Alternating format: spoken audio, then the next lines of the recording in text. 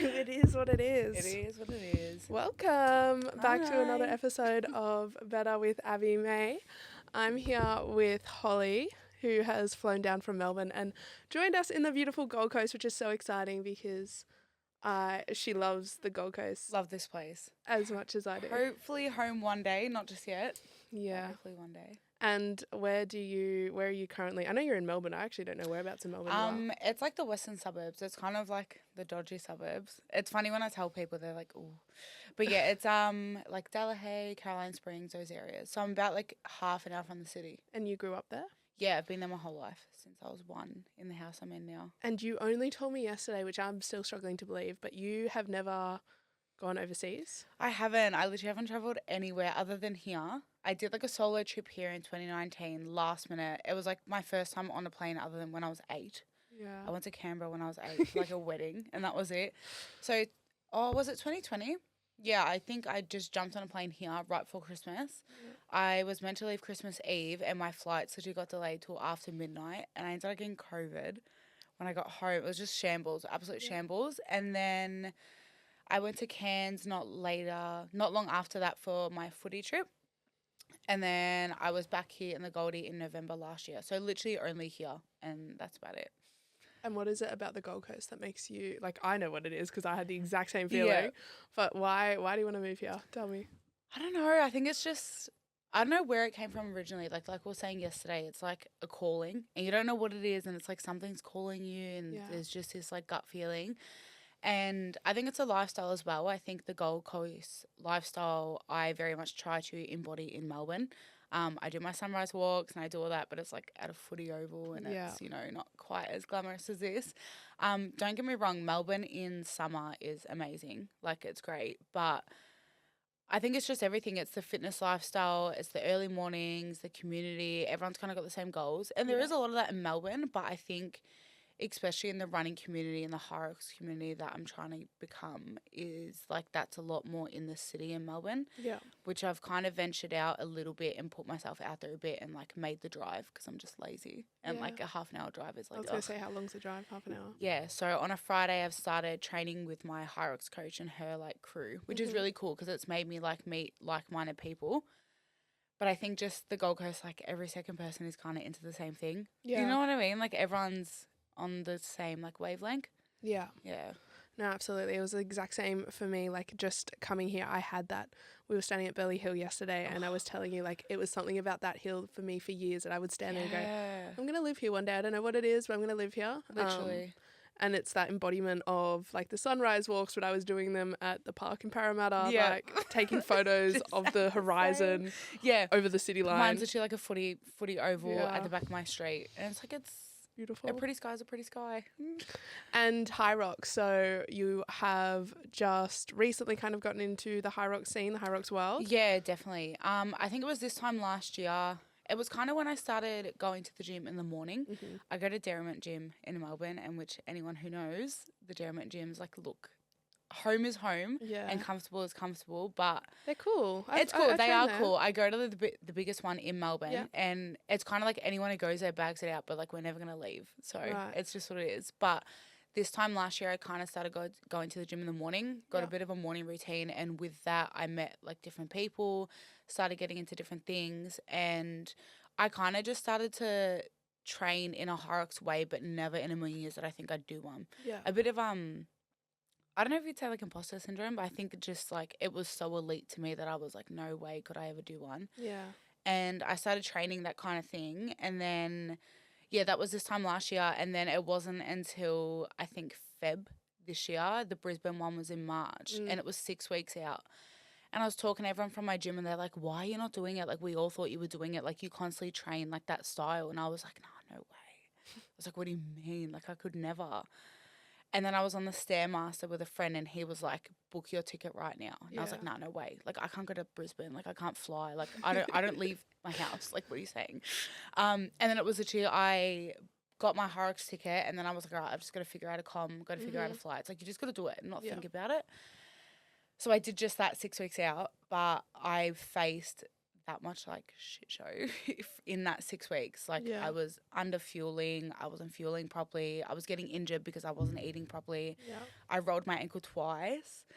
And originally I had signed up for singles open. And then a friend of mine who I made through the gym through Hyrox training, Tilly, she said that her partner couldn't do it anymore and said that she had a pro doubles and was like, would you do it with me? And that was about 4 weeks out. Yeah. So yeah, within those 4 weeks, Tilly and I really, really trained hard together. I was still like coping a lot of injuries, and yeah, it just went from an open singles I could never to a doubles pro. And Tilly is like quite good at her training. Like she helped me a lot. Like I leveled up quite a bit in that time. And how do you, I've done a Hyrox, but I know nothing about it. What is pro doubles? Like, do you have to like qualify? Yeah, qualify. Not really. Like anyone can do any of the races. Yep. So pro doubles is basically doubles. So me and a girl, because there's mixed doubles and then normal doubles.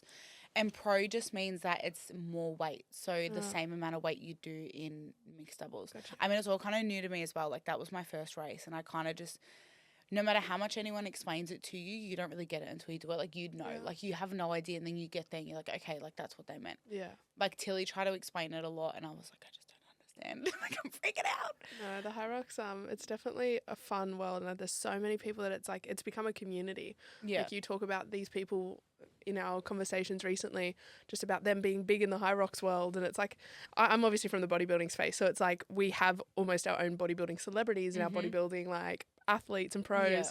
And I feel like it's very much the same with the Hyrox world and 100%. community. I think it's very up and coming still. Yeah. Like my coach, her name's Gabrielle, and I think like the world of her. She's insane. And like, because Hyrox is so new, like you hear about everyone who went to Worlds and everyone who's done really well, like they only started a year ago. Yeah, it's only and somewhat of anything. Yeah, like it's definitely taking off now, which means it's also kind of harder to get into Worlds and to be something bigger in the Hyrox world because it is so popular now. Mm-hmm. But it is good in that sense of like you don't need to be like a qualified anyone to do it. Like literally anyone can do it. And it's up to you how much you want to do it. That's mine. I'm so sorry. Someone's phone is going off. Damn, Bananas. I was like, whose is that? Usually, actually, I'll probably turn mine on night mode anyway. Yeah.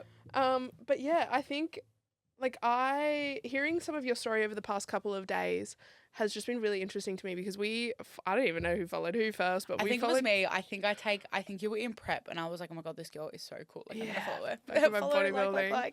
And we connected, and then we were both with Riderwear for a little while. So I think we connected even more through that. But it's just like, I guess you're one of those people that, because I seen everything that you were posting only last year, I thought Hyrox was something that you've always done. Like, I thought this whole world was just like somewhat of your identity, right? Because that's how you portray it online. And you probably thought the same of me with my bodybuilding and everything that I was doing. But it's just like refreshing hearing you say like that was all so fresh to you. And I remember when you told me you weren't doing Hyrox, I think we had a conversation because I signed up for it stupidly because I don't run. Like, you did well, but I feel like you do not give yourself enough credit. Like you did really well. I can push weight, but I do not run. So that was like, guys, if you did a Hyrox without the running, I'd be there. Like it's a running race. It's a running race. That's where I let myself down. But I was like, yeah, I'm doing it. You're like, yeah, I'm not doing it. I was like, what? Yeah. Like, what do you mean you're not doing it? I literally looked at you as a Hyrox pro. That's crazy. That's crazy. No, I feel like you don't give yourself enough credit for just how much you're training and putting, your efforts into it. I feel like it's just, like we were saying the other day on our walk, like you get yourself to a standard and then like you become like, okay, like that's the standard now, like what's next? And like you keep becoming better, but it gets to the point where it's like you're never satisfied. You never feel like you're doing enough. Yeah. Or you never feel like, could you be doing more? Yeah. But yeah. I feel like we both have definitely the ADHD type of personality we were talking about.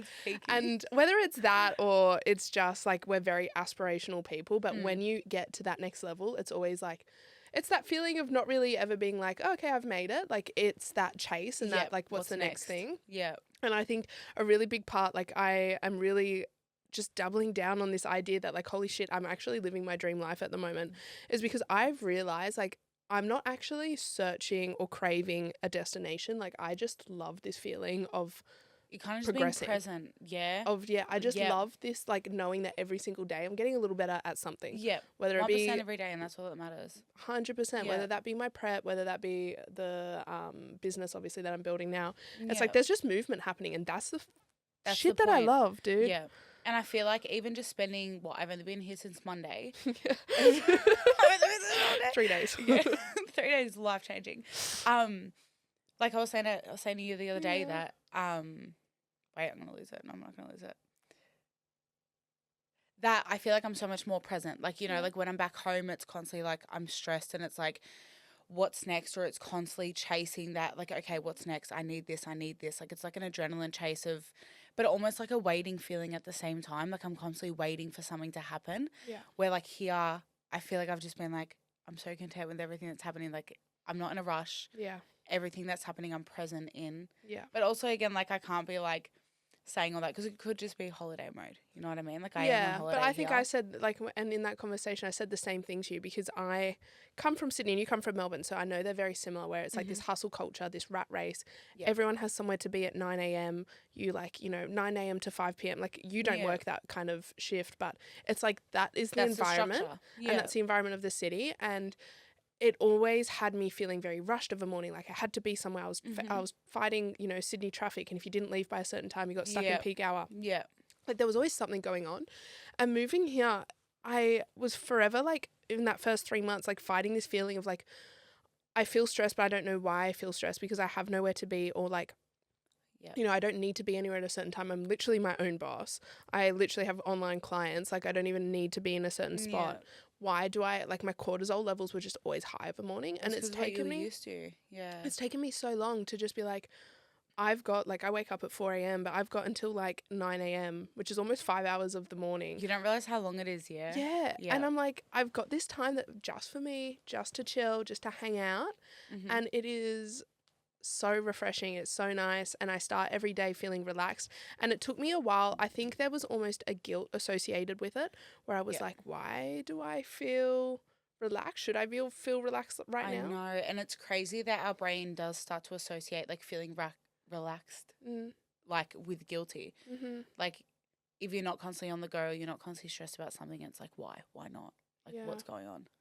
And it's been nice. Like Gold Coast is definitely nice for it because there is that sort of community and feeling of like there's so many entrepreneurs and so many like people doing their own thing here where no one's really on that same timeline that comes from Sydney and that comes from Melbourne and comes from those sort of rat races. So yeah, it's definitely been nice. It's a good change. It's been very, very nice for me. But yeah, I definitely want to dive into you've got Hyrox tomorrow, which is I know. I feel like I'm literally forgetting it's race day tomorrow, which is insane. Well, that was the whole point of me coming here for taper week because taper week you train less, you eat more, and that is a bit of a mental battle in itself due to past reasons. So I was like, I just want to be relaxed. I want to be the most calm state I can be. And I think it was actually the best thing I did. Like I've been, not that I've forgotten about the race at all, like God no, but because I have been so relaxed, it's been that whole like, whoa, like I'm going into tomorrow so clear-minded because I've come here, I've done the training I need to do, I've not had stress about work, I've not had any home stress or any chaotic stress. It's literally just been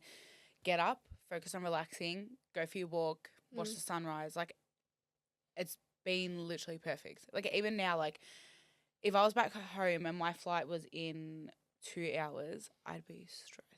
But I'm sitting here. Like, that's crazy. Yeah. Like what? It's Gold Coast Airport. We'll be fine. Yeah. But your taper week, so obviously a lot of it comes down to a little bit of rest, but nutrition as well.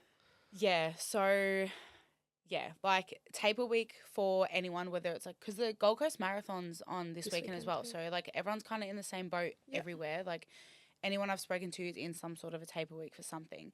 It's kind of, it even comes into play like when I play footy back home, like the few days before a game, like you just want to up your carbs a little bit because you want to carb load.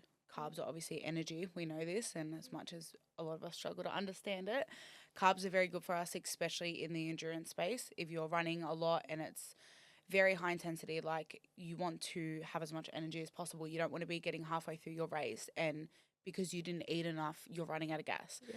And I think it just comes down to one, cheesy little saying that I've always said for years, even before I like lost my way with food, was that like you're never gonna drive your car on an empty tank. Like you're gonna push it to the limits, but if your car's saying it's on empty, you're not gonna keep driving it because you don't want to ruin the car. So like, why do we do that to ourselves? How far can you drive it on how, zero tank? Exactly. You know, it's gonna conk it eventually. Yeah. So. And obviously I've been a bit in two minds because I am like on holiday here. So I'm like, oh, I want to try this and I want to try this. But I have kept my nutrition quite the same. Like I'm very much a creature of habit, and I don't know if it's the ADHD thing as well, but I eat like the same 3 meals day in and day out. And I love my food, don't get me wrong, and plus all the snacks and little things in between. But I've had 2 little, like, I wouldn't say off meals. They're not off meals at all, but 2 little meals that weren't made by me, and we went to Noodle. What night was that? Tuesday or Wednesday? Tuesday, and it was the greatest thing ever. I am so in love with Noodle. Yeah, it's the best. I had it once and dreamt about it since. And then I had like a bagel from, was it Tarte? I said it wrong the other day. Yeah. What did I call it? Tarte. Tarte. Yeah, so like even just like mindful choices of that, of like choosing the carbier option. Like I have toast for lunch anyway, eggs on toast, but it's like a bagel is probably going to be a bit more, which is good. Yeah. But yeah, in saying that, because I have struggled a bit with my relationship with food very recently, it's a bit of a mind game in the sense of like I'm at a point now in my relationship with food where like I know it's not going to harm me and I know it's going to do me good, but there still is that like pre-existing thought of like, oh, you know, we're going to be a bit fluffier, or we're going to hold a bit more fluid, and it's like I've really, really just tried to get myself back into the mindset of performance over aesthetics always. And it's something I'm always going to preach to anyone who asks me for advice, because it was something I always preached before. And then I started to change my training this time last year. Yeah. And when I started to change my training into more endurance, Hyrox, focused on my running, I cleaned up my eating as well. But doing those 2 unintentionally at the same time, it just kind of went like downhill so quickly. In the sense of like, I was like, wow, like I'm losing weight, I'm leaning out, like I didn't even try. Yeah. And then it was, I can't eat this. Yeah. I'm not going to eat this. We can't eat this. We can't eat it this time. We can't. And it went from like so content to like rabbit hole of ED so quickly. Yeah. And I think it was the mixture of getting into like all this new cardio training, as well as like all of a sudden restricting all these foods, that like I just dropped weight so quickly. And like, yeah, it was kind of cool dropping weight at the start, but it was like you even see me, even at my last Hyrox, I was not at a healthy weight. It became addicting. Yeah, way too addicting, which I never, ever, ever thought, like, I would see, like, you'd hear about EDs all the time, you know what I mean? Yeah. Like, I've always followed people in comp, and you'd see in the reverse that they really struggle, and it's like, never in a million years I thought that'd be me, ever, because I've always been so, so content with food. But yeah, it was this time last year that it kind of all went south. And then from July to probably honestly about like March this year, I really, really struggled with food. Yeah. And what would that look like when you're saying struggle with food? Like at the beginning, like I was quite in denial, because the word like eating disorder was so like. Because I was going to even say, just as you were diving into it, you mentioned that you cleaned up your eating, but I think like it might have started there, but then it quite quickly became not clean. It was just like restrictive and completely toxic. Restrictive. Yeah. So, and it's so funny because like now I can like look at it like I was completely restricted, but in the moment it was like, no, like I'm just eating clean. But it was like, the stuff I cut out is absolutely insane. So before this, like I've been in the gym since like 2019. I play local footy. Like I've always been really active, but never really cared about what I ate, because it was never a second thought. Like it never should be a second thought. Yeah. And yeah, so when I started kind of being like I'm going to be a bit more mindful, it so quickly goes from being mindful to like, before you know it, like it's obsession. So unhealthy. I ended up cutting out everything. Yeah. And I mean like no rice, no toast, and I love my eggs. Anyone who knows me I love my eggs. But I just cut like everything out. I wasn't tracking exactly at the start, but I was eating very, very little. And like I feel like my thing back then was that like if anyone were to see what I eat, it was 3 meals and 2 snacks, so it didn't matter. No one could say anything. Yeah. But what the actual like value of the food that I was eating was nothing. It was all volume, you know. What was the meals? So everyone knows I love my overnight Weet-Bix now, but it's obviously a lot more dense and nutritious now. But back then it was just the bare minimum. It'd be like maybe 2 Weet-Bix, a little bit of yogurt and some fruit. And like that can be very low in calories. My lunch was like some sort of like tuna salad, like no rice, no carbs. And I'd have like 2 pieces of fruit. And then dinner would be like a heap ton of veggies, maybe like 100 grams of chicken and like no carbs. Yeah. It was just absolutely insane. And as well as doing that, I was like endurance training. You know what I mean? I wasn't just like, lifting weights. I was like stair mastering. I was going for runs. I was doing Hyrox training. Like it actually baffles me now when I think about it. I know. I used to, because again, like when we followed each other similar time, I was in prep. Yeah. And I used to watch the food that you were eating thinking like, I was fucking hating my life, and I was eating that pretty much. We were eating the same meals. It was insane. I think we used to talk about like, oh, I'm eating that too. But my training, like, I was still like prep is not for the week, and I knew it was just like a small time, but I was watching you kind of do it as your daily life, and I was like, God, like people. I don't know, it almost made me feel like I should be able to do it. Like you were, but again, I didn't know where you'd come from or what you were going through. And it's like a big reminder that social media you were glamorizing pretty much the life you were living, right? 100%. 100%. And it just proves like you just don't know. Because I was going to ask, like, where you didn't do like a bodybuilding prep. Like, obviously I got told to eat these things and it was for a reason. But like, where do you think your influence for all of this came from? And by no means am I like blaming anyone else other than myself. It was my own actions. But I had a friend that had come to me because she was quite struggling with food and she had just like, started going to the gym again and wanting to like lose a bit of weight. And because I was always so content with food. I was so content with food and my relationship with exercise and food. So I was like, 100% I'll help you. Like I've helped heaps of people. Like I have no issue with it. Yeah. And it kind of just like, as I tried to help this person, instead of me helping them, I kind of developed their habits and their mindset around it. Right. So, which was crazy to me because I've never been in that space where it's like I've always just been really content with it. So, as I was trying to help someone else with their issues, I kind of developed it. I kind of like, adapted to them instead of them adapting to me. Yeah.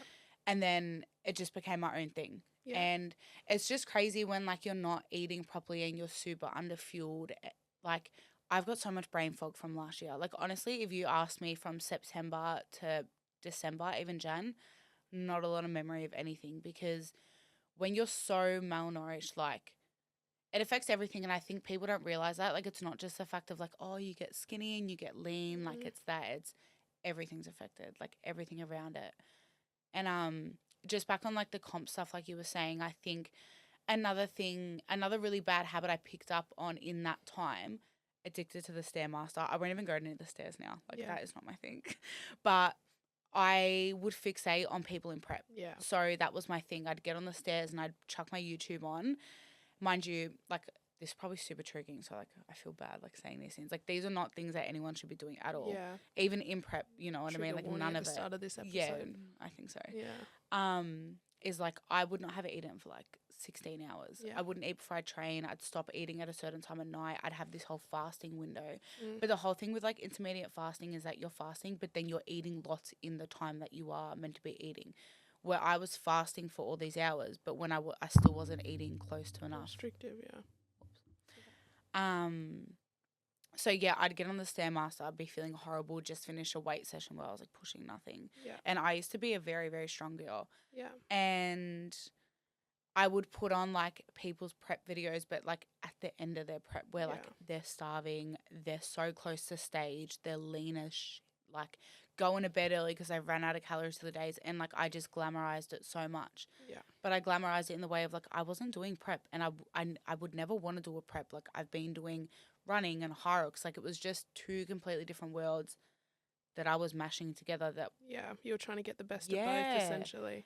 And it's crazy because if you talk to any, like, even me nowadays, you talk to me about, like, nutrition and, like, type of training, I am eating so much. And, like, it's because I have to fuel my training. Like we were saying, like, we come from different worlds where when you're doing the type of training I do, like, you're never really on a cut or a bulk. You're always at maintenance or above because it's purely, like, fuel. Yeah. You're fueling, like, your runs. You're fueling your sessions. Yeah. It's all energy instead of, like, aesthetics. Yeah. Yeah. 100%. I guess when it got to the point, like what was the turning point for you? How were you feeling? Because I think like how through did I your know? socials, like there was definitely a glamorization Mhm. of what you were doing. Yeah. And I think it's no fault of your own when you're kind of in it. You just don't exactly see the wrongdoings, right? Mhm. Like you'll think you're eating normal, you're training hard, Yeah. like you're doing all the right things. People used to say to me in prep, like, oh, you must feel like so good, you look so good. I'm like, I feel like the shittest I've ever felt in my life. Yeah. Like I might look great, but fuck, You I feel like I shit. hate Yeah. this. I hate how I'm feeling. My brain fog was through the roof. Insane. It's What was the turning point for you? Well, I honestly started having like really bad health repercussions of my actions. Like, Yeah. so my mum has struggled in the past with an ED. She was quite sick when she was younger, so she obviously knew all the signs as well.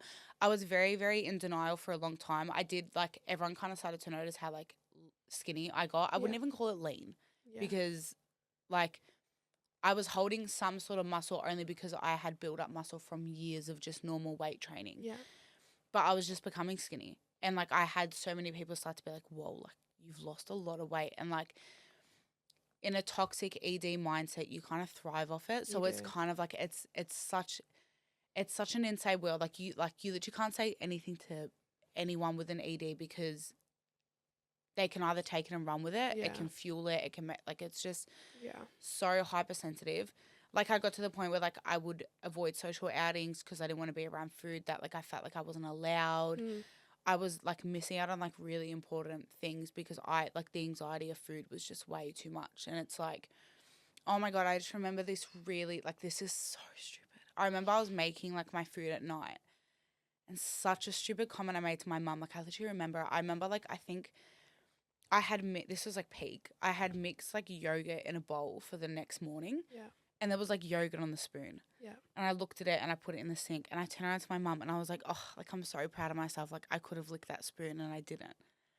And like in that moment, it was just such a proud thing. And I look back now, I'm like, what are you saying? Yeah. Like you poor girl, like what are you saying?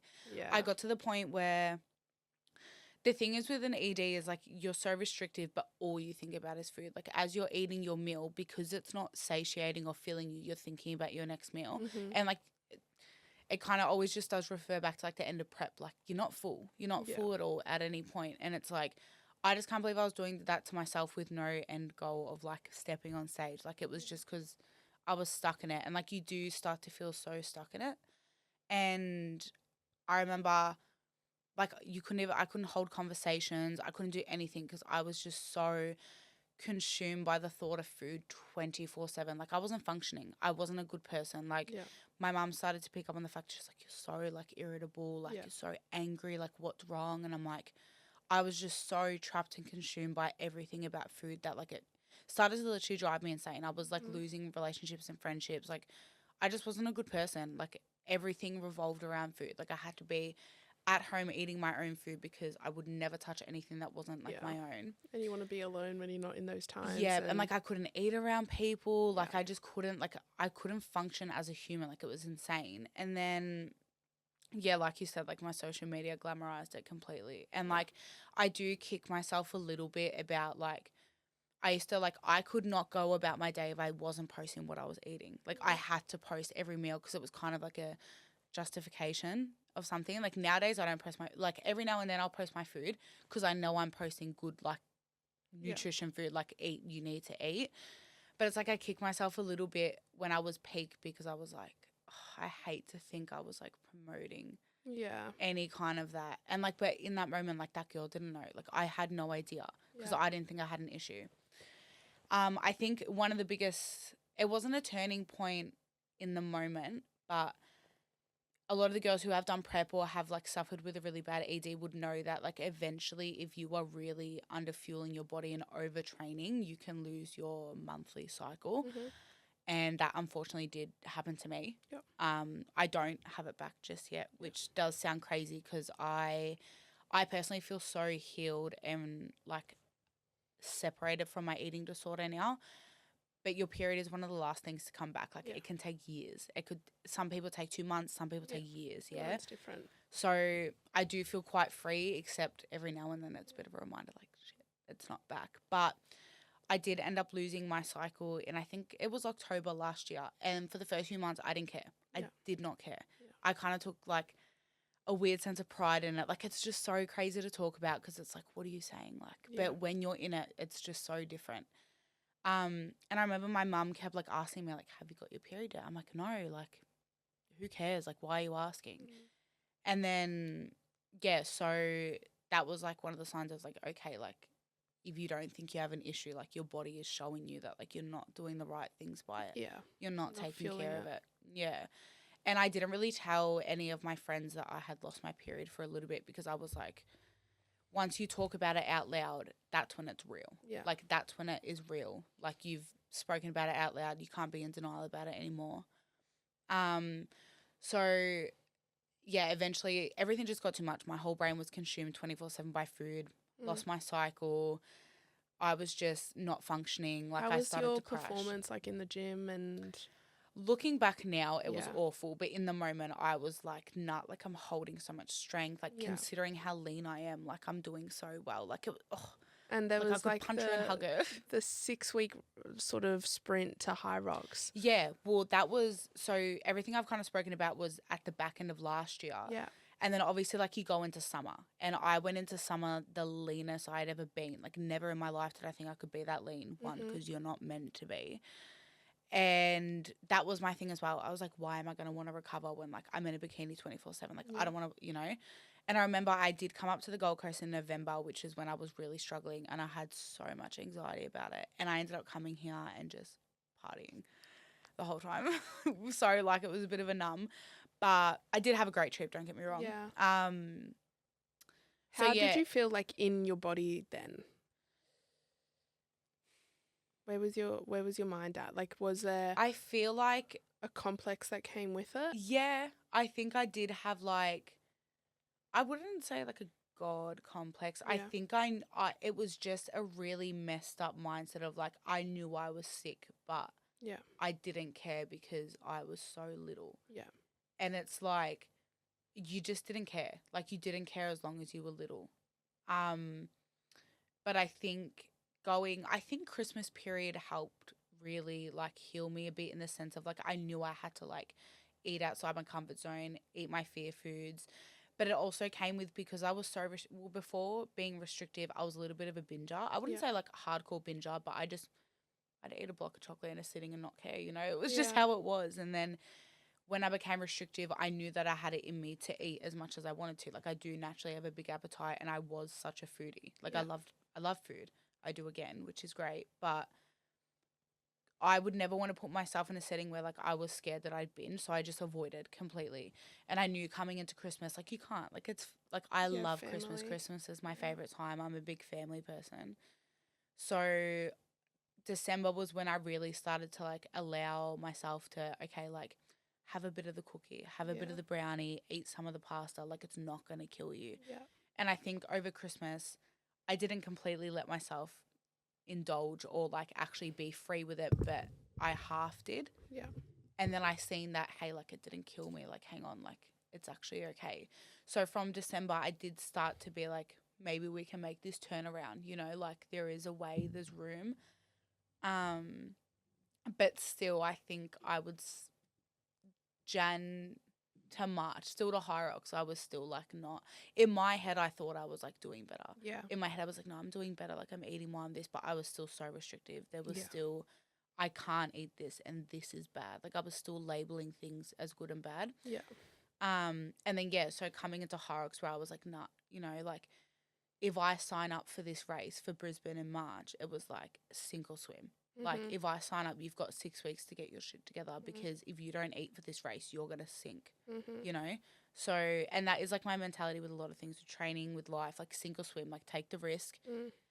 You can either make it work and it works and it's great, or it doesn't and you learn and then we go do something else, So that was my mentality with the Hyrox, is sink or swim. So I started to eat a lot more. I started to fuel a lot more, but there was just so much backed up damage that had to be reversed. Yeah. So that's where the injury started to come from. I did my ankle twice, like 2 weeks out and all that. But I think that's why I look at, like, Hyrox did save me in a sense, in the fact of, like, if I want to be good at this sport, you have to eat. Yeah. And then I started to look into all like the athletes I looked up to. Like my coach sits on like 3.5 thousand calories and she's ripped. She's ripped as she's an amazing athlete, like insane. And it just showed me that like food is not your enemy. Like it is quite literally medicine and fuel. Yeah. So Brisbane Hyrox taught me a bit.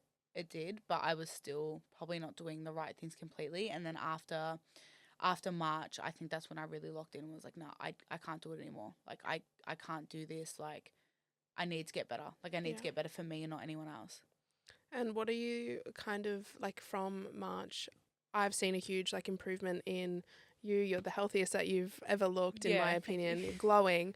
And even just your mindset around it. Like I can see you definitely made so many like movements, but you know, do you feel recovered completely yet? Where are you at? What are you doing? Like what are the Like steps right that you now? took to even get here? Yeah.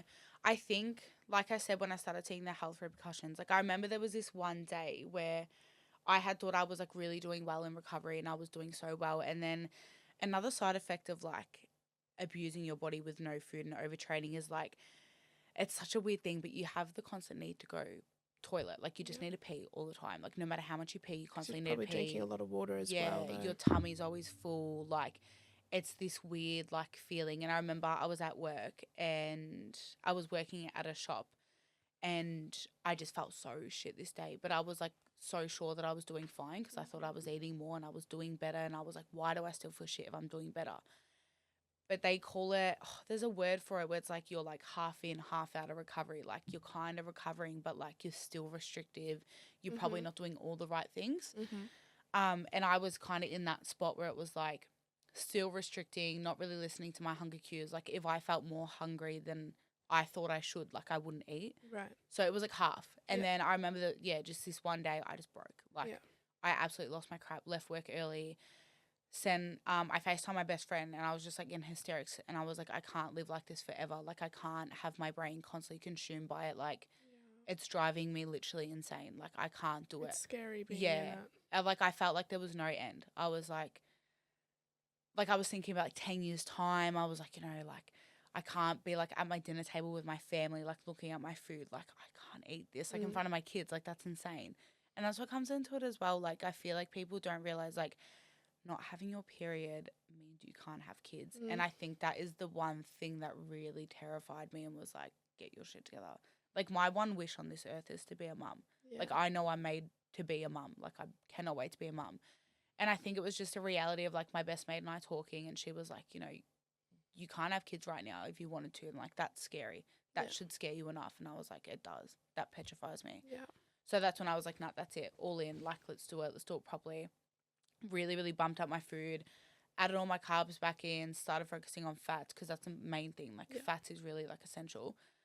So yeah, like that's where it all kind of came into play. And right now, as I said, like I do feel very, very free from it. Yeah. Like there's no head noise anymore. There's no food noise. I am still a repetitive eater, but that I don't think that's from the ED. That's because even before the ED, I'm just such a creature of habit. Like if I find something I like, I'll eat it until I'm sick of it. Yeah. And like my overnight Weet-Bix, I've been eating every month for like 6 months. It's like hyperfixation meals and then you'll just change it up and there'll be a new one. Yeah, like it'll swap eventually, but until I'm sick of it. Yeah. Which it works in a way because, to be healthier and fit, like you do want to eat good foods, but it's just about not being restrictive about it, like there's nothing wrong with having like an 80-20, 90-10, like there's nothing wrong with choosing to eat healthier if you're doing it in a balanced way. And I think one saying that I've come across recently that's really, really helped me is that when I was peak ED, I never thought you could be disciplined and balanced. I didn't think those two went together. I was like, there's no way. Like if you're truly disciplined, you would never. There's shut no up. balance. Like, it's the up. toxic. What are you saying? Oh, that's like that hustle culture. Yeah. And yeah, like it's a complete toxic mentality of like, this, I call it kind of even like that bro salesman approach. Like I'm a little bit of an off tangent, but I love Alex Hormozy.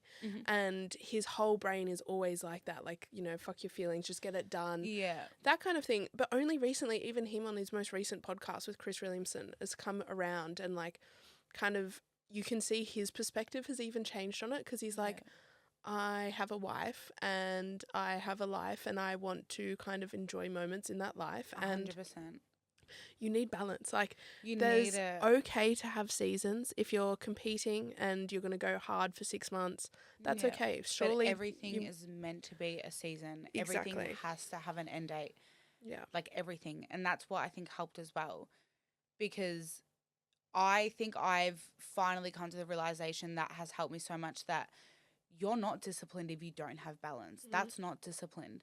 Like, to have real discipline is to respect yourself enough as an athlete, respect your body enough to have the balance there, because it's like rest and recovery. Like, that's what being a real athlete is. Yeah. That's what really being disciplined is. Like, you know, these high level athletes, whether it's bodybuilders, Hyrox people, marathons runner, anyone, they prioritize their recovery just as much as their training. And that's what real discipline is, because overworking your body and abusing it, that's not caring about yourself. No. Like, that's just punishing yourself. And I don't think it should be a punishment.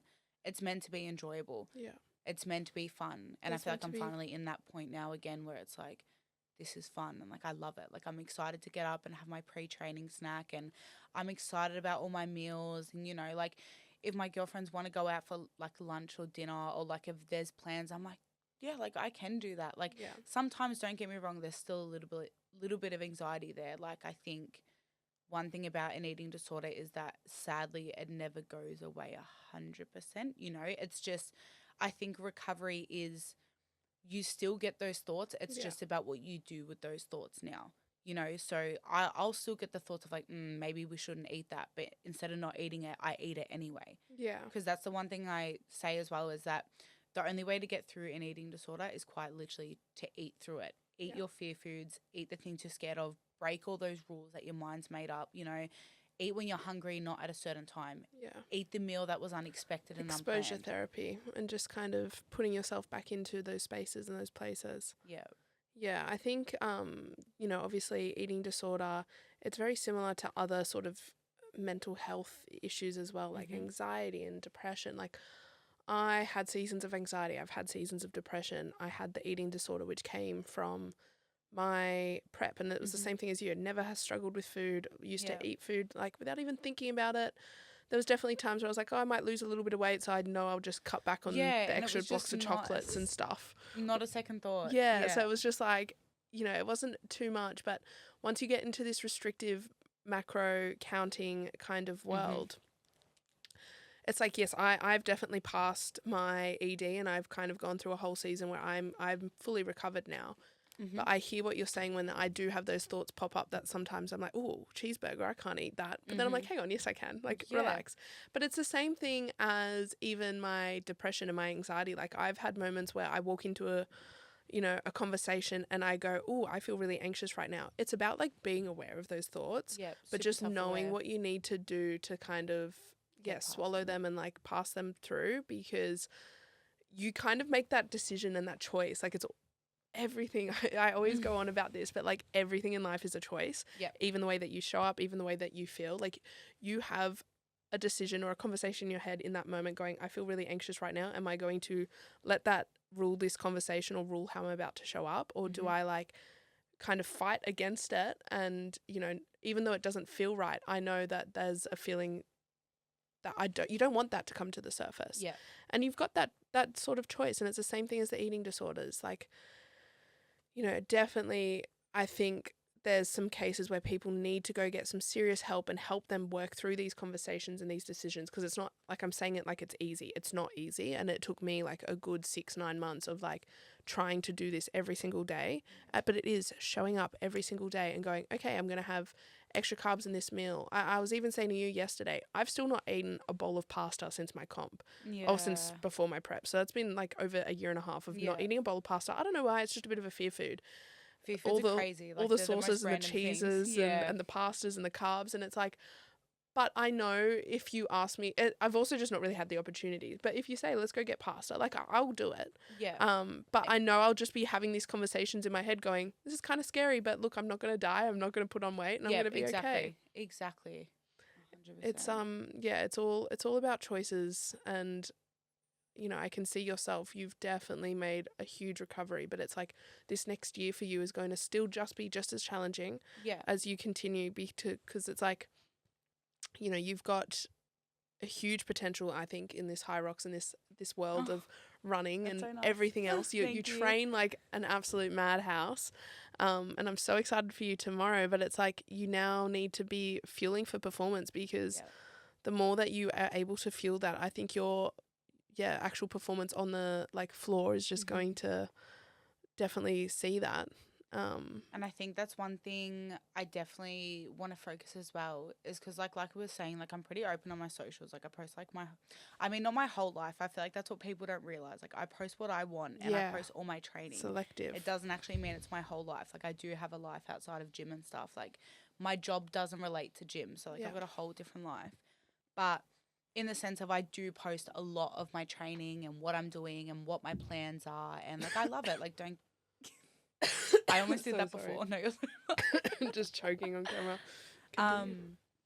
And I think I do get a bit nervous that like, you know, I think a lot of anxiety I've had recently is because like my body is changing, you know, like I'm not as lean as I was, which is literally the whole point. I don't want to be as lean as I was. It wasn't healthy. It wasn't sustainable. Yeah.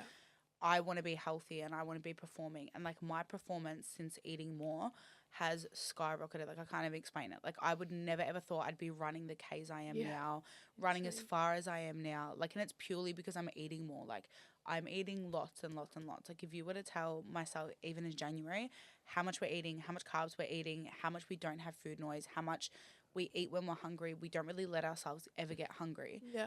Should probably be like crying in the corner to be honest. But you know what I mean? And like I am watching my body change a little bit. And some days it is harder because you fixate on that leanness. But I just remind myself like how miserable was I? Yeah. Like, okay, like you had a 6-pack, but like you literally were so miserable. Like, but yeah, so it's just, and I think it's just, pushing past those thoughts is what you do with those thoughts now. And I think I do want to just like start from like putting out on my socials again because I've had a bit of anxiety about posting my food because it is still like, what if someone makes a comment that like I'm eating a lot more now? Or what if someone comments that that's a lot of food? One, who cares? Like who cares? Two, that's not a bad thing. And like I do want to start pushing out more on my socials about the fact of like food is like, like I said, quite literally our medicine. And like I am eating lots and you should be eating lots and you shouldn't feel hungry. You shouldn't be scared of food. You shouldn't be scared of anything in that sense because it's healing.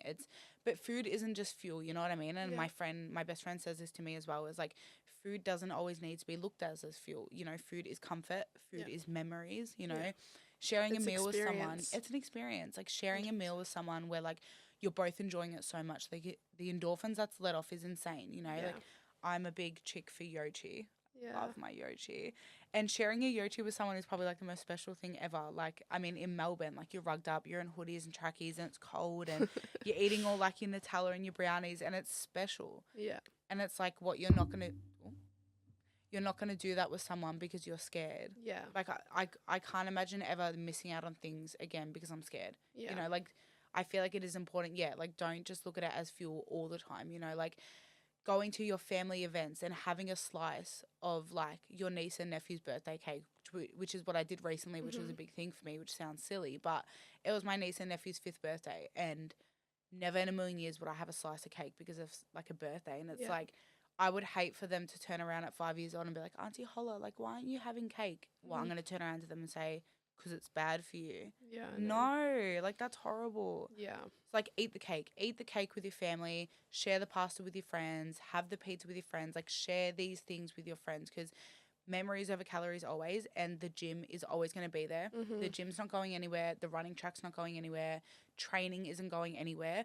But like memories do. You don't have forever with people to share memories. You don't have forever with people. Yeah. You know what I mean? Like routine and structure is always there to be, like to go back to. Yeah, no, absolutely. And it's like that thing of seasons, right? Like you're able to have seasons and high months and low months and just, okay, I've got a lot of social events this week. And there's that 100% there's that balance of, okay, because we're going to go enjoy the memory doesn't mean we need to absolutely blow out either. Exactly, yeah. It's like, it is that the finding balance, that balance. The moderation. And social media has made food noise, not even just for young women. I see it across, like, I see meat eating disorders. Like, I've got a lot of men that do bodybuilding, or It's come from that world. And I am watching, this world of social media kind of eat away at people, because we've got access to what all of these pros or these athletes in their space are doing, right? And you're watching, I was the same in my prep. It was like, to normalize what I was doing and to make it feel familiar, I was just binge watching what other prep people were doing, bodybuilding comp eaters were eating, and watching their weird freaking combinations and the way that they used to cut calories with, you know, all of their super artificial things. And I used to think that, like, oh, they've hacked the system, look at how good they're eating and look at all the food that they're doing.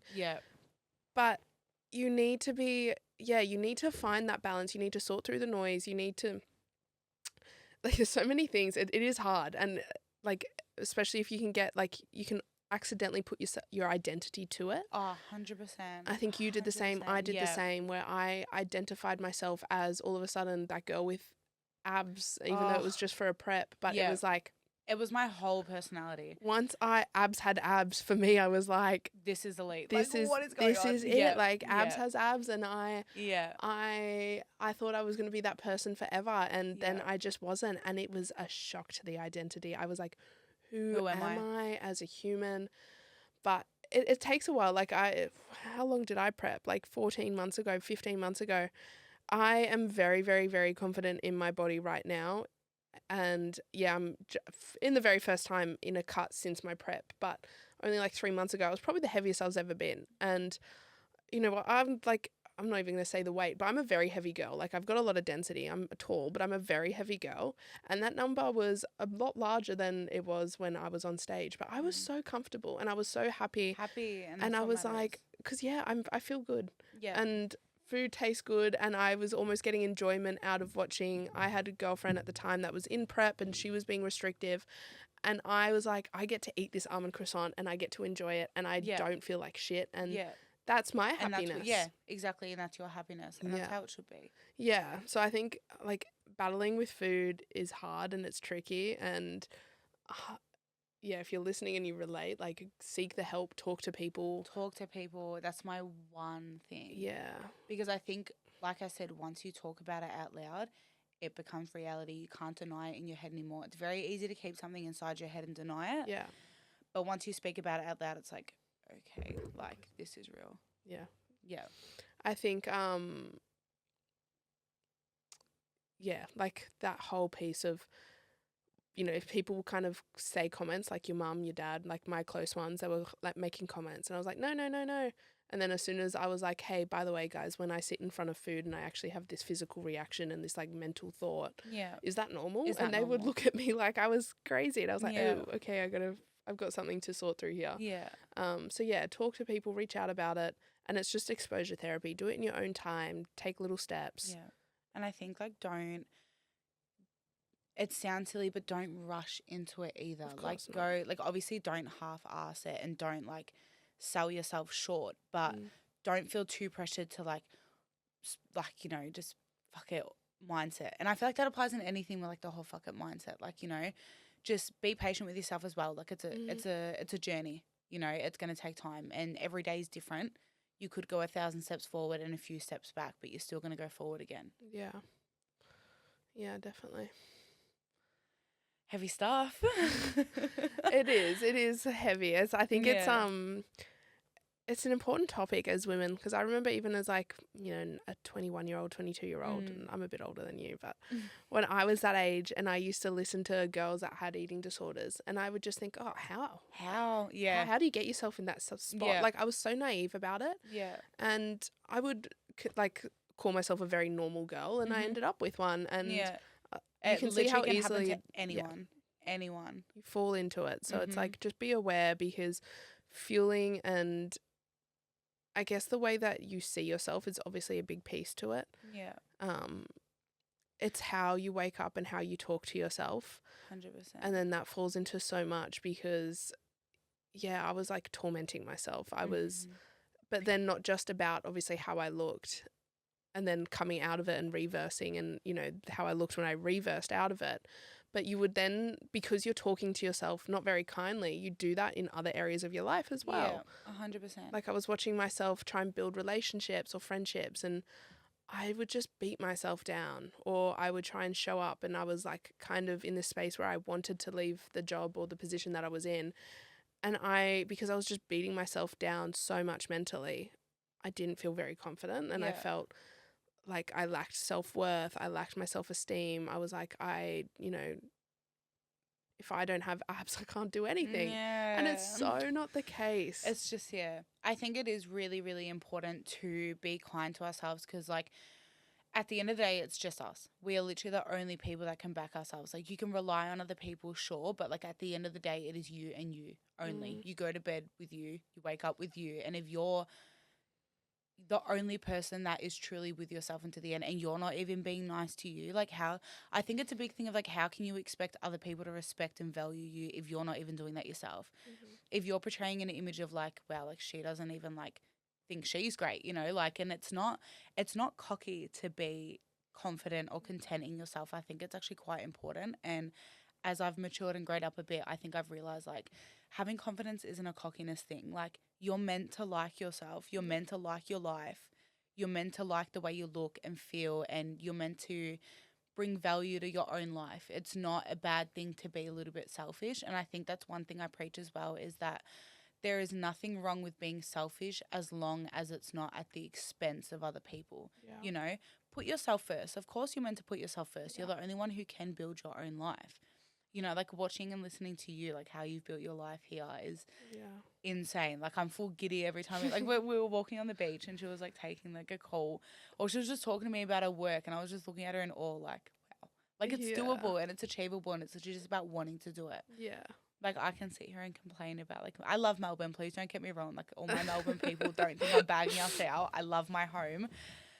But it's like, you are the only one who's going to make a change. Like, you are literally the only one that can do it for you. Like, no one else is going to do it for you but you. So if you're in a position where, like, you're so mean to yourself, you're so unkind to yourself, how are you ever going to, like, move past that? Yeah, like, and I think that's one big thing in my recovery as well, is, like, I want to like the person I am. Like, I want to go to bed at night knowing, like, I bring value to other people's lives. I bring value to my life. I made someone smile today, like, and that's my thing a little bit, like, think life's rainbow and butterflies. But, like, little things, like, do something nice for a stranger. Like, if you walk past someone on the street, smile at them, start a conversation. Like, don't be shy. Like, even on my runs and stuff, when I do my long runs, like, I put my hand out and, like, I high five people as we're running past. 9 times out of 10, they don't realize what I'm doing, and they're, like, at me. I'm like, okay. But, like, that one person that does make hand contact, like, you just see their face light up, and I'm like, I've got to, skip in my step now for the rest of the walk, and they're probably like, wow, like, who was that, like, crazy blonde chick that was just high-fiving everyone? It's just little things like that I think, like, little small positive habits that make a positive life. Like I said, like, I feel like I live a Gold Coast lifestyle in Melbourne, but it's because I make it like that. Like, I do have people message me and be like, you make the Melbourne life, like, look so fun, and, like, how are you doing that? And it's like, you literally just have to do it. Like, put a little bit of makeup on before you go somewhere. Wear a cute outfit to the shopping centre. Who cares? Like, what? Someone's going to walk past and be like, she's a bit overdressed, and then they're going to forget about it.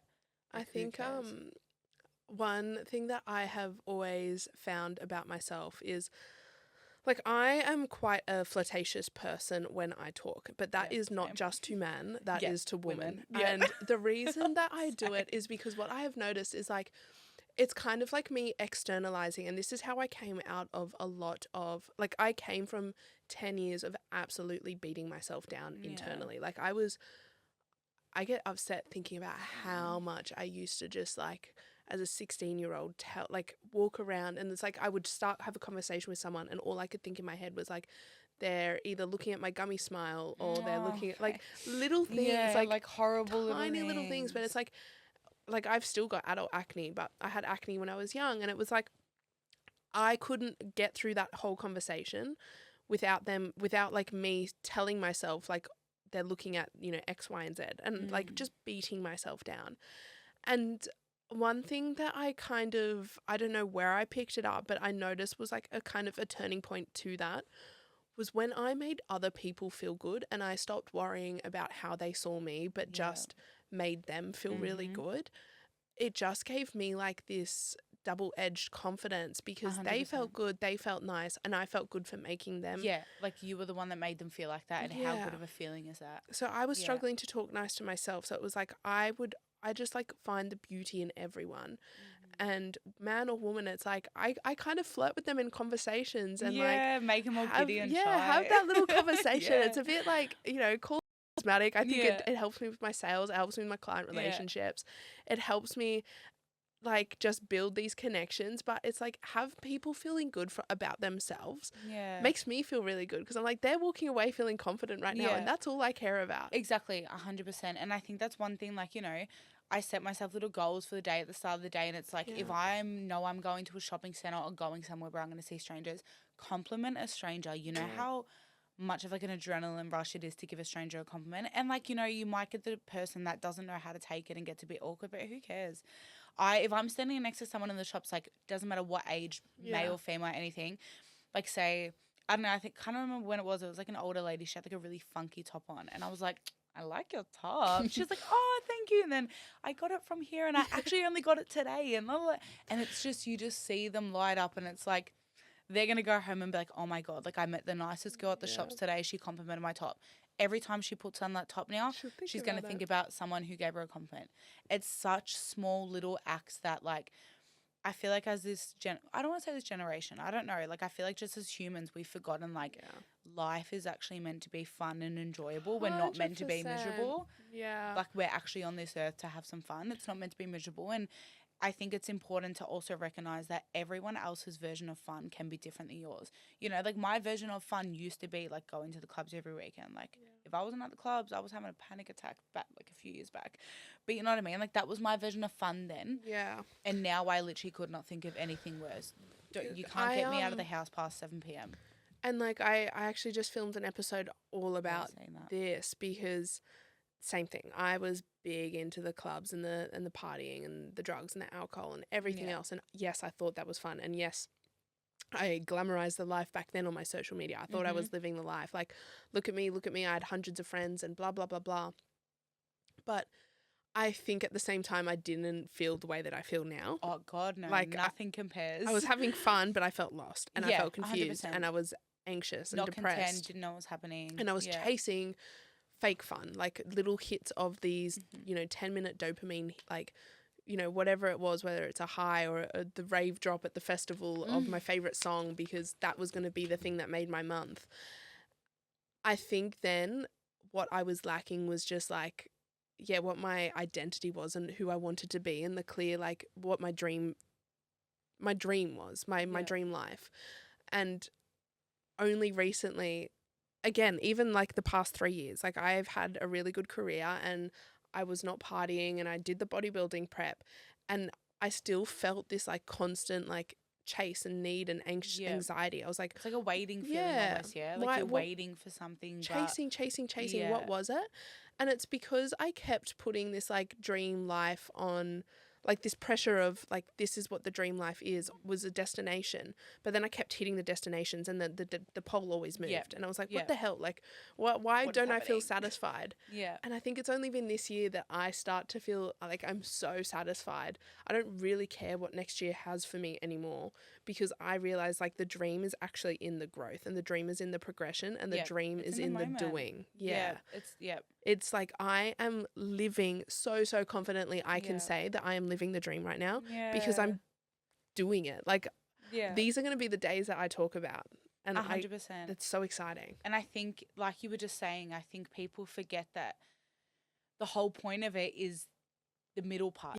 If you get so fixated on the end point, you're forgetting about the middle part. And that's the whole point. The end point is just the end result of all your hard work in between. Like that's what you're meant to be living through, all the hustle in between, and then you get to your end point and then you reevaluate. But if you're so fixated on the end goal, you get there and you're like, wait, what the hell even just happened? Like I can't even remember it because I was so worried about the end of it. Life is the middle part. Literally. Like, the moment you realize that there is no end goal and life is just a big chunky middle part. Yeah, that's all it is. And all that's the messy little... like trust me, I'm building business. I am going through eating disorders. I'm doing this, I'm doing that.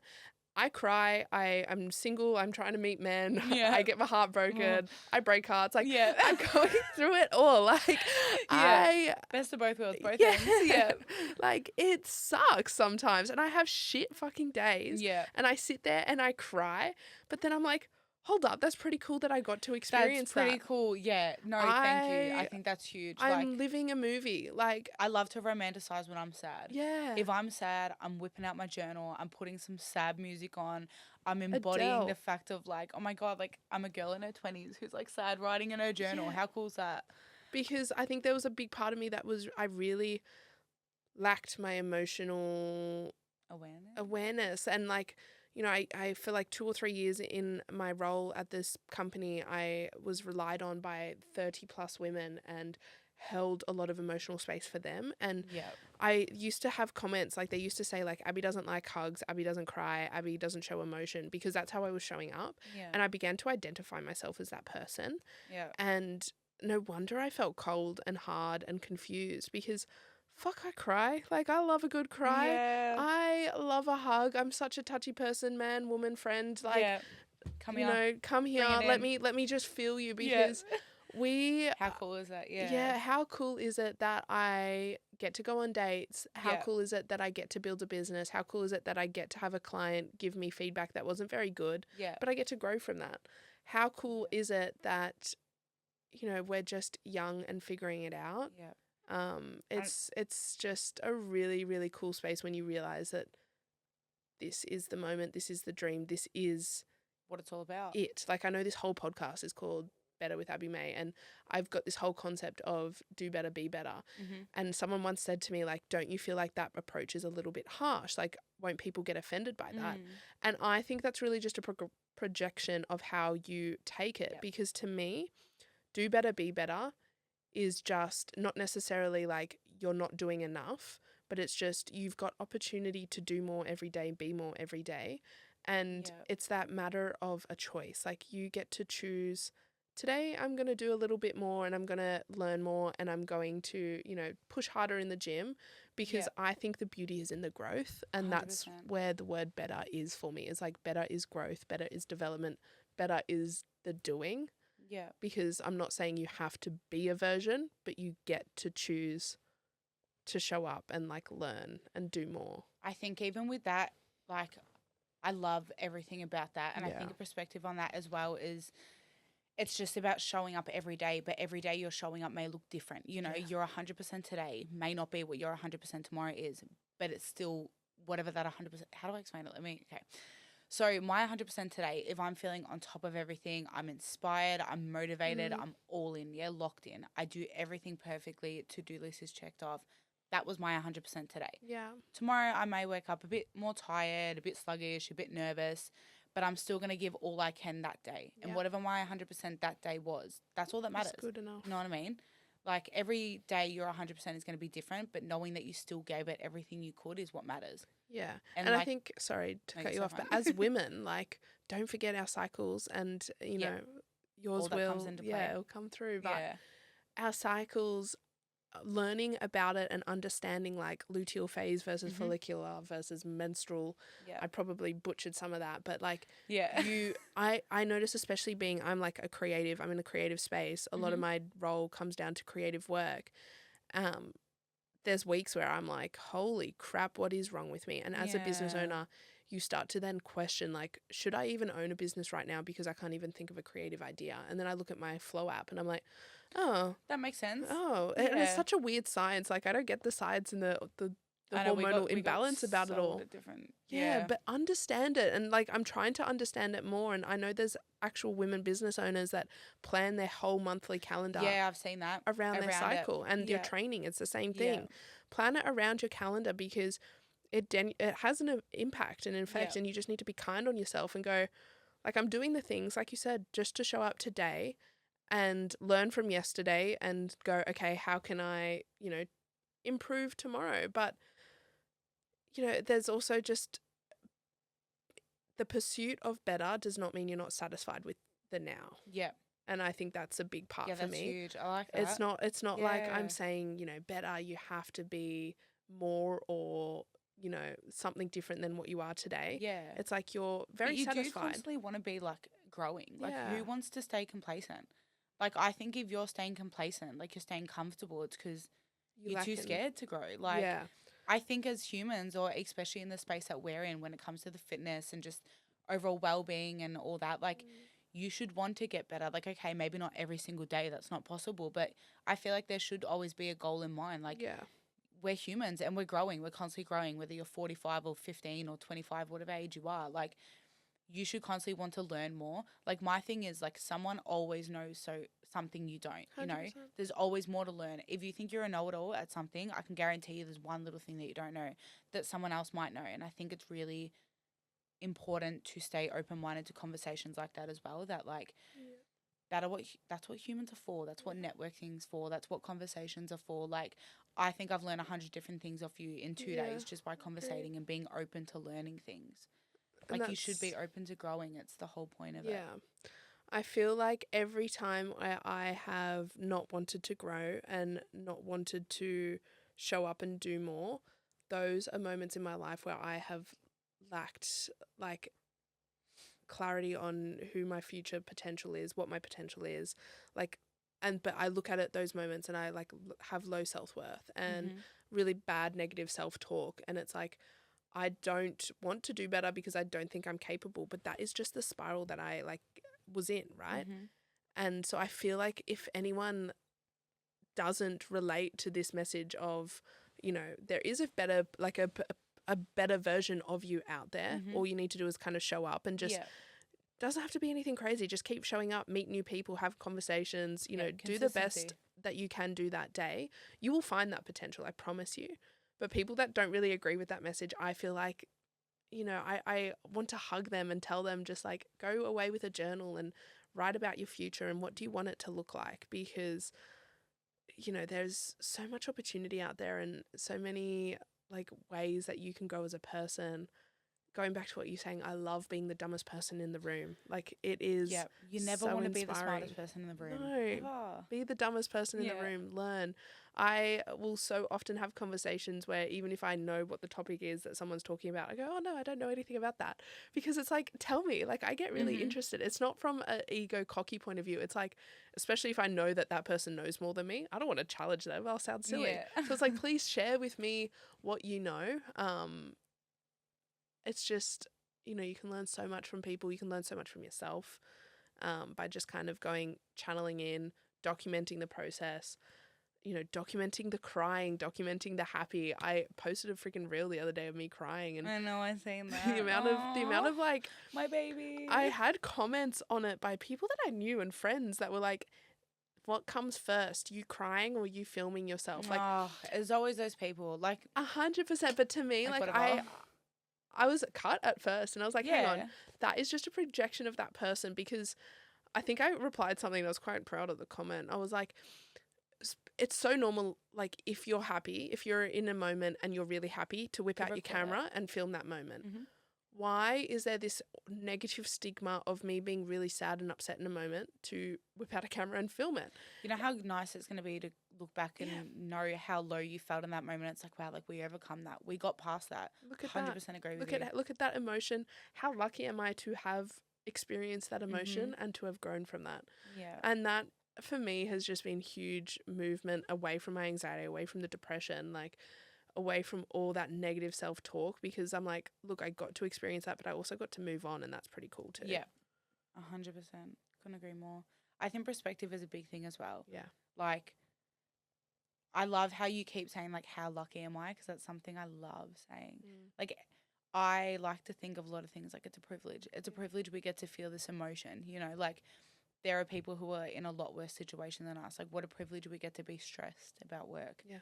What a privilege we get to, you know, be upset because I'm a bit bloated from my food. Like, how lucky am I to be bloated from food when there's people who, like, you know, and I think it comes into play with what I do for work as well. Like, I'm a disability support worker, so I work with a lot of people who can't do things on their own. So I have to feed them, I have to clean them, I have to do absolutely everything for them.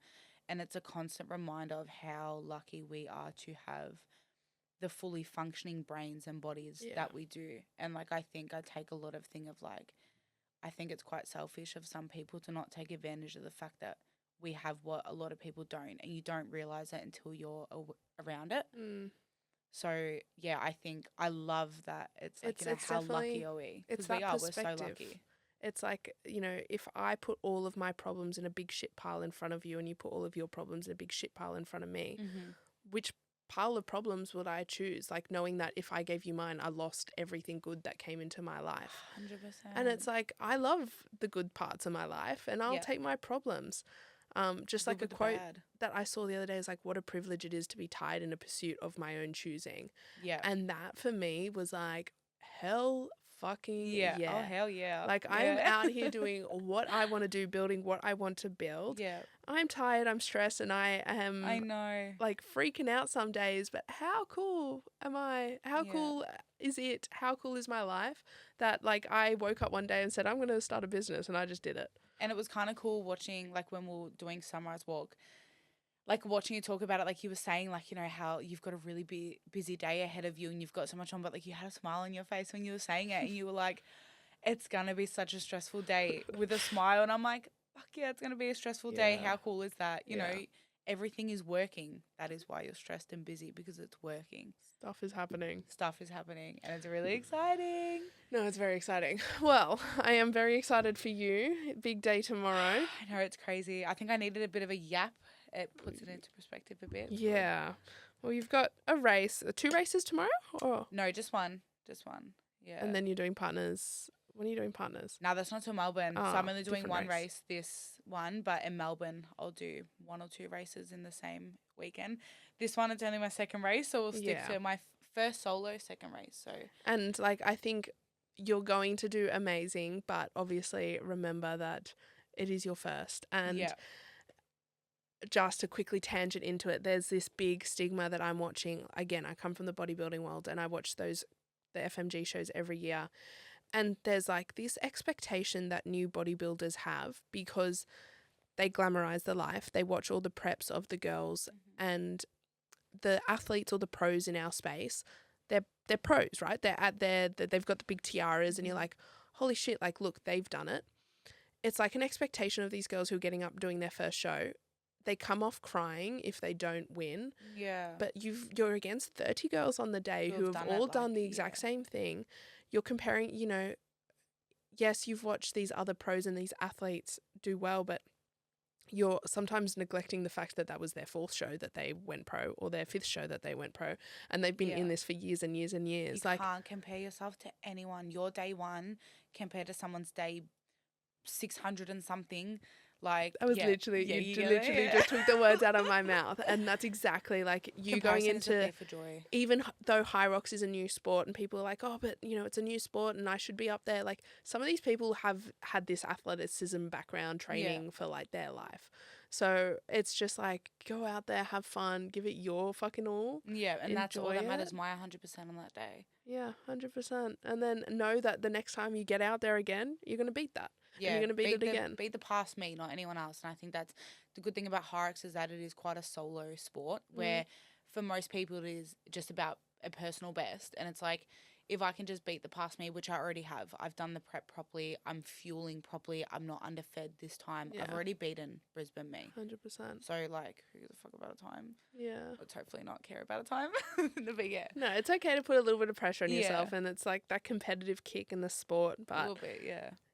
I can't wait to kind of watch you go out there and do it and then do it again. And you've got marathons and stuff this year. And just knowing that you're doing it fueled and happier and having that mindset of like, how lucky am I that I'm doing a race that I'm so passionate about. Literally.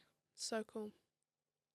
Thank you. Oh, this is so cool. How do you feel? I know you were nervous. Oh my God, I feel like I spoke so quick because I'm such a fast-paced person. You and I both. Halfway through, I'm just like, slow the fuck down. I'm like, just take a fucking breath, bitch.